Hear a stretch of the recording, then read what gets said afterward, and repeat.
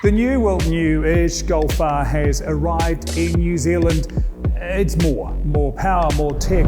It's just more of what makes the Golf R so damn delicious. I'm Sean Summerfield. Welcome to the garage. Subscribe to see the first drives of New Zealand's newest and best cars driven on New Zealand roads and New Zealand conditions.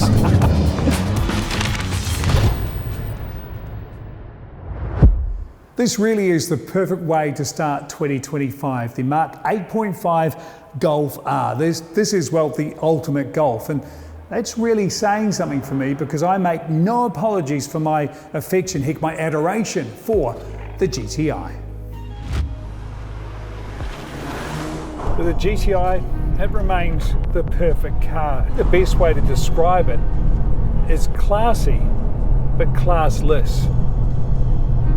That's the magic of the GTI. You know, my daughters remind me quite often, Dad, you don't know what cool is.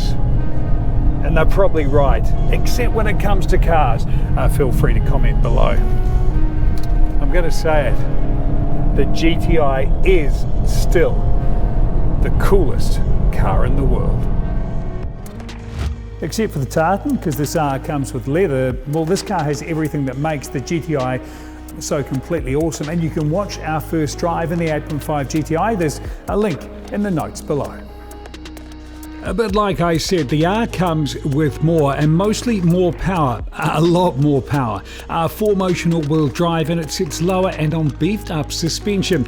And in true Golf style, it is still subtle, but the R is, well, the least subtle of the Golfs, with quad exhausts, aggressive front intakes, and flashes of that trademark blue R everywhere that Volkswagen could find a space.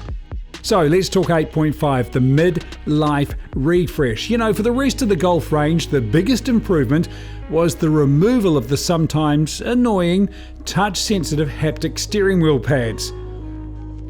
Now, the 8.5R didn't get that upgrade. I'm not entirely sure why. I suspect, though, it's because of this, the R button. And there is an upside to that. It means you can select your drive mode without going through any sub-menus or even taking your hands off the steering wheel.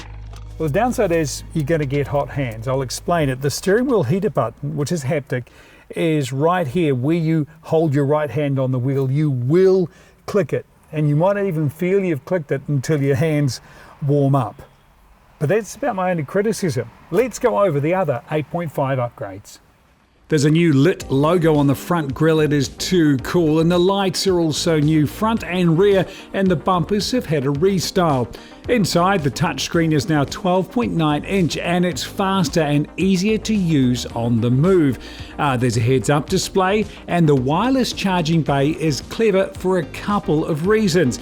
It's ventilated, and it holds your phone in place.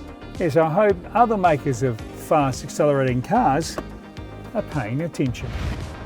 Right there, you watching the phone? Here we go. That all too clever inductive phone charging socket can't quite match the G-forces generated when this car launches. Are you okay there, Drew? So phone storage, actually make that phone security as impressive. Boot storage, a little less so. Thanks to the all-wheel drive, that independent rear suspension as well, the boot loses 40 litres compared to the rest of the Golf range at 341 litres. Still a small price to pay for what it delivers on the road.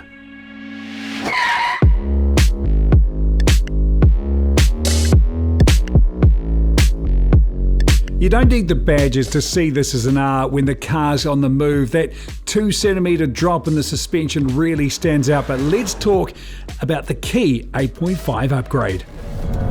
Let's be honest, the change most Golf R buyers will be most interested in is the power bump. 245 kilowatts now, that's up 13 horsepower to 333 brake horsepower. That's a hot hatch. Combine that with the 420 Newton meters of torque, and this car will go from 0 to 100 in 4.6 seconds.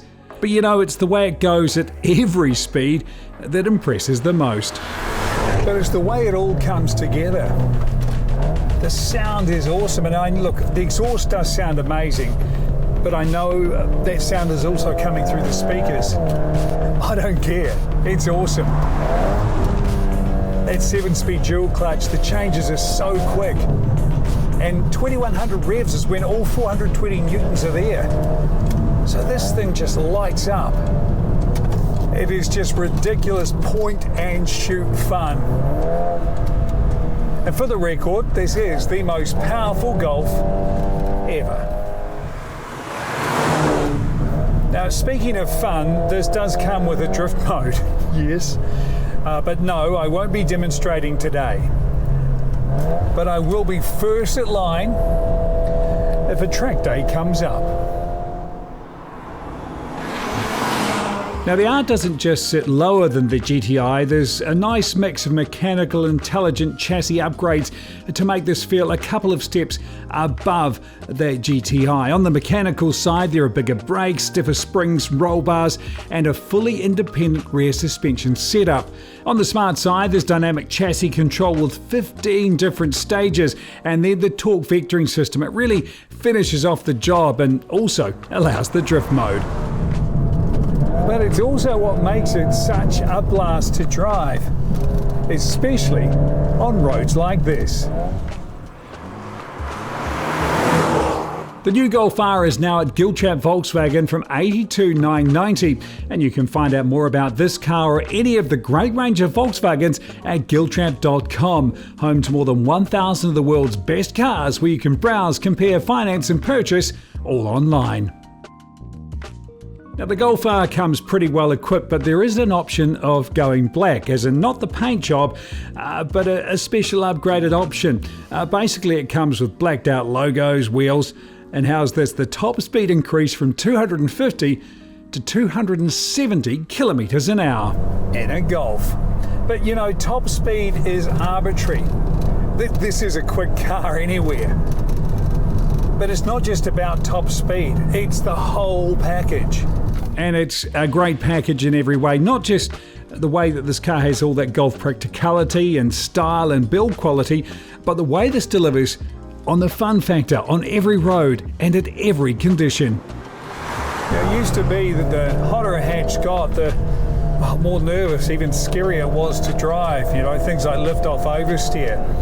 Just a combination of too much power and a body not built for action. In this car though, zero nervousness, just total control. It is rock solid. How can you not be impressed by this car? Right now the crew's waiting for me to do some filming, but we do that a little bit more slowly. I just want to keep driving. This is genuinely addictive, this car. It is so responsive, the brakes are great, the power is just instant, the grip is endless. Oh, Golf never sounded this good.